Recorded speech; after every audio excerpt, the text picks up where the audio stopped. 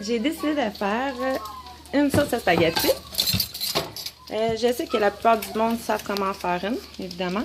Mais moi, je voulais vous dire quelle était ma recette. Je fais revenir du bœuf haché maigre dans la poêlon. Et je prends vraiment le temps de bien casser la viande en petits morceaux. Tout le long, avec ma spatule, je casse la viande pour être sûr qu'elle est bien défaite tout le long de la cuisson. Avec mon robot culinaire, moi j'en ai un petit de cuisineur Smart Set. Comme ça c'est la manche. Qui est le deuxième avec le bol.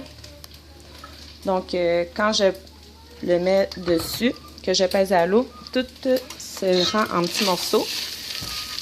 Je l'ai déjà fait pour les oignons. Que je fais un coup que ma viande est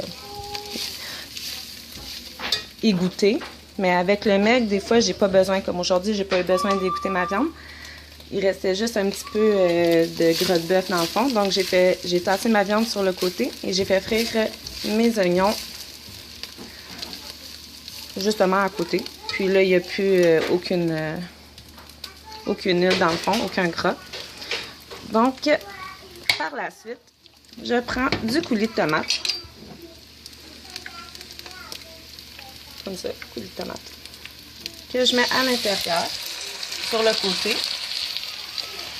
Je fais ma recette à cuisson médium, parce que sinon, ça revole plein de gouttes dans les airs. Donc, on le brasse.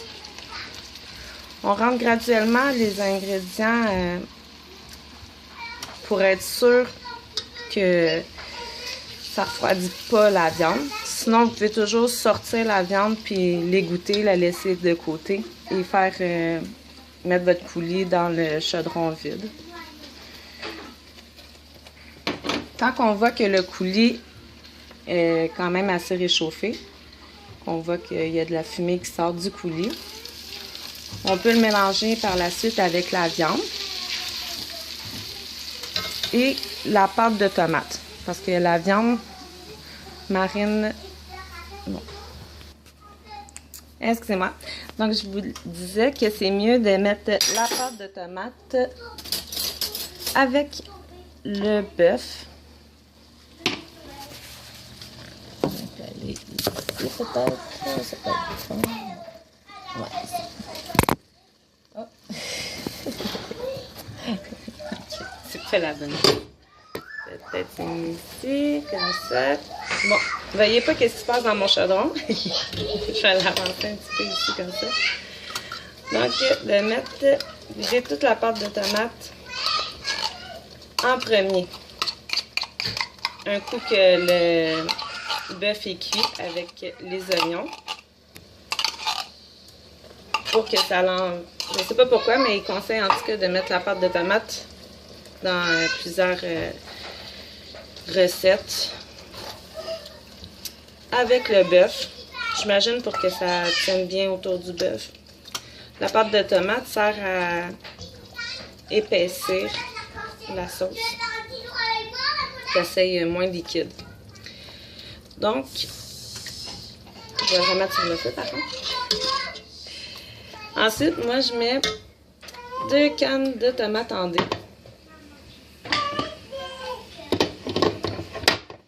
Mais j'en mets une à la fois dedans mon chaudron. Là, dans mon armoire, j'avais pas 2 cannes de tomates en dés.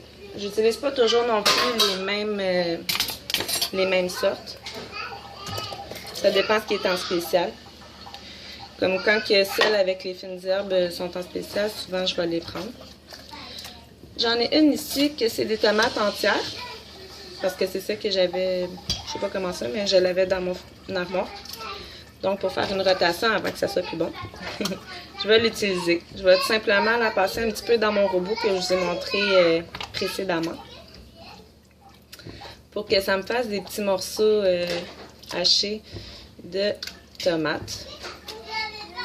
J'aime beaucoup l'ail. J'en mets toujours un peu partout, dans tout, sur mes patates que je vais mettre au four, même dans mon riz des fois, surtout dans la viande. Donc c'est sûr, je vais mettre aussi de l'ail. Et avant, je mettais des épices à spaghetti, mais j'ai eu un bon prix pour des épices italiennes, italiano comme ça.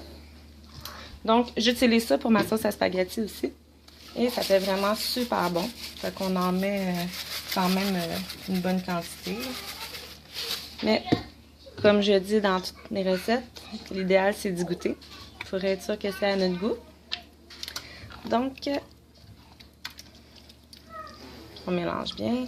Quand on voit de la boucane de partout, on fait un petit puits dans le milieu. Un petit puits, on essaie de tasser un peu là, pour rajouter l'autre canne de tomate. Que là, en premier, je vais faire broyer. C'est sûr que l'idéal, c'est toujours de préparer ces choses d'avance pour qu'on ait juste besoin de le rajouter à notre mélange. Mais des fois, pour peu importe la raison, on décide de rajouter d'autres affaires puis tout.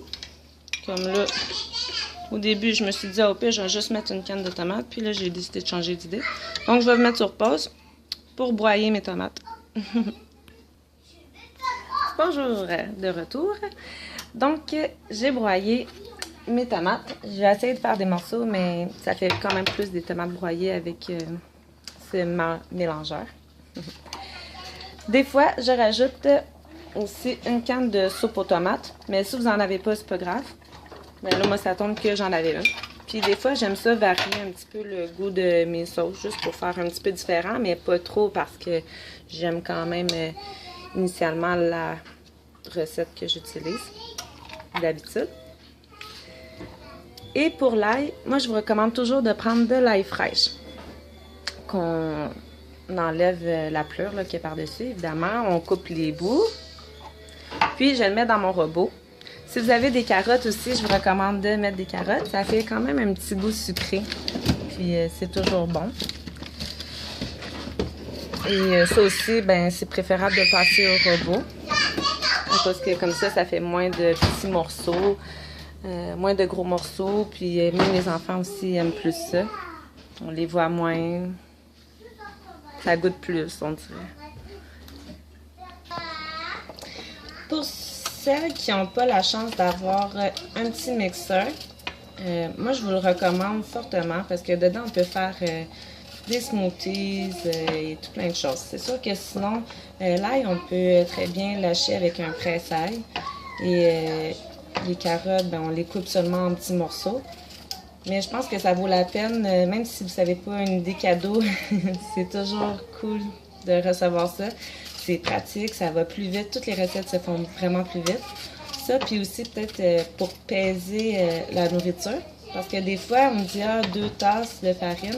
Mais quand on le fait, puis qu'on le met dans la tasse, des fois la farine se compacte. Tandis que si on la pèse, bien, on a toujours l'exacte mesure. Et de plus en plus aussi, sur les recettes, on utilise en grammes au lieu d'en tasses. Et avec la pesée de nourriture, on a toutes les options de peser, grammes et tout.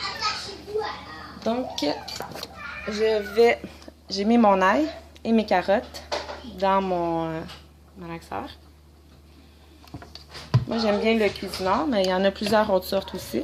Des fois, ça vient en spécial, là, alors c'est toujours pratique.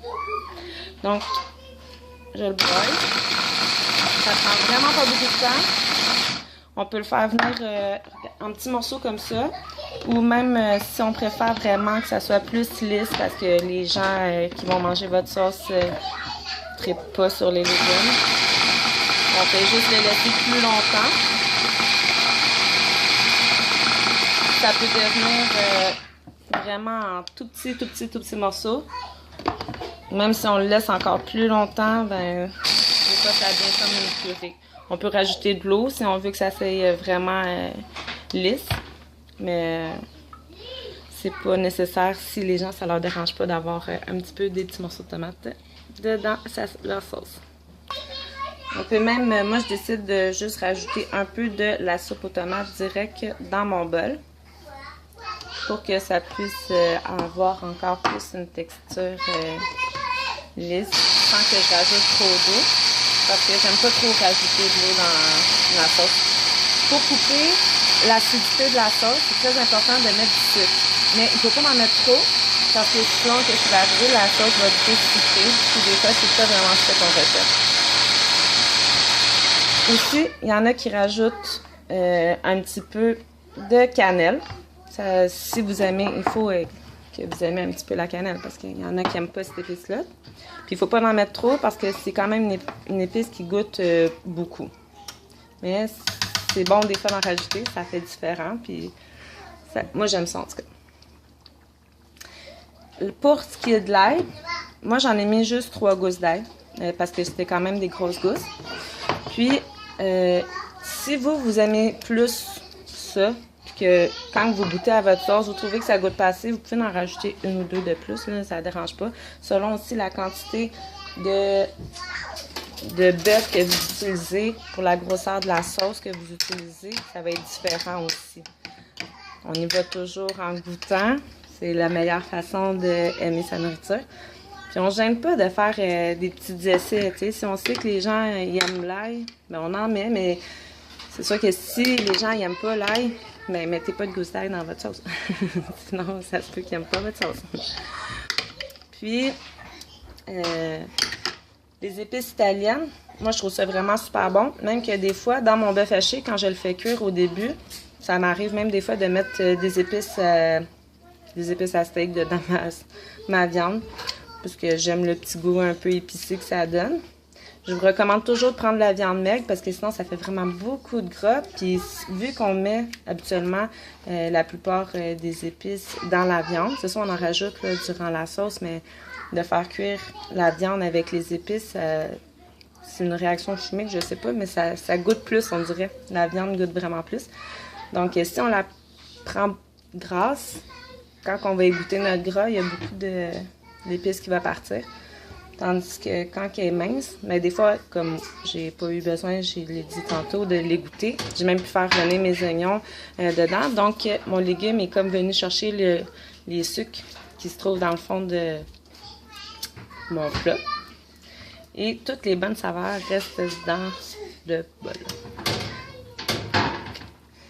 Donc, on va goûter. Voir si on aime le goût. C'est bon. Mais on va rajouter encore un petit peu plus de sucre. Mais il y a assez de tout le reste. Donc, j'espère que vous allez aimer cette recette. Puis, si vous aimez le parmesan, vous pouvez toujours rajouter aussi un petit peu de fromage parmesan dans la sauce. Comme ça, ça va goûter plus. Mais si vous n'aimez pas ça, mais mettez-en pas. Moi, je mets tout le temps à la fin avec le spaghetti un bol de fromage râpé pour ceux qui aiment ça gratiner. Ou on le met, on fait cuire nos nouilles. On le met dans un bol à l'enfour, on mélange la sauce avec les nouilles. Puis on gratine avec, on met du fromage, on le met à broil. C'est important de rester à côté du four parce que ça va vite. Juste question de faire gratiner le fromage. Puis ça aussi, c'est vraiment délicieux quand on n'a pas le temps de faire une lasagne, mais qu'on a le goût de manger des pâtes gratinées. Alors, j'espère que vous avez aimé cette recette et je vous souhaite une belle journée.